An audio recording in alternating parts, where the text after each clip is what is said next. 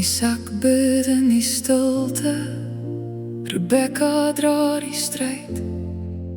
Twee nasies roer in haar, twee paaie in een tyd.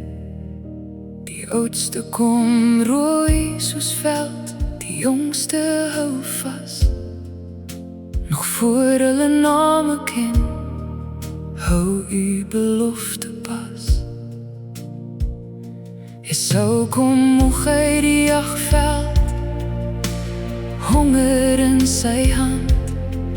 Jakob kook die rooi soep en koop wat heilig staan. 'n eersgeboorte reg verruil vir brood en lensies rooi. Maar uw seun is nie speelgoed nie, uw roepstem bly nog mooi. Uw seun bly, uw woord staan vas, deur stof en skuld, deur nag en as. U hou die lyn wat niemand sien, tot Christus kom, die ware seun. U genade vind die vlugteling,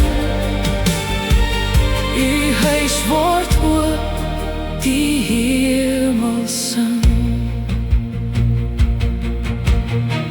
In Isak se donker tent kom hande met bedrog, 'n vader seun deur trane heen, 'n broer se hart breek tog.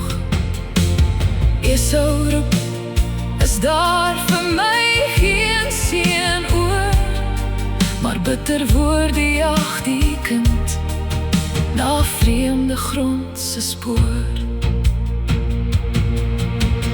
Jakob vlug deur skemerland, 'n klip word sy kussen. Geen huis, geen hand om vas te hou, net skuld wat in hom sing. Toe breek die hemel oop oor hom, 'n leer van lig daal neer. En u sê, ek is met jou, ek bring jou huis toe weer. By Bethel staan die klip regop, met olie nat van hoop. Die Here is op hierdie plek, sy poorte staan wyd oop. Nie Jakob se slim hande nie, nie Isak se swak sig, maar uw verbond dra alles deur, tot Jesus bring die lig.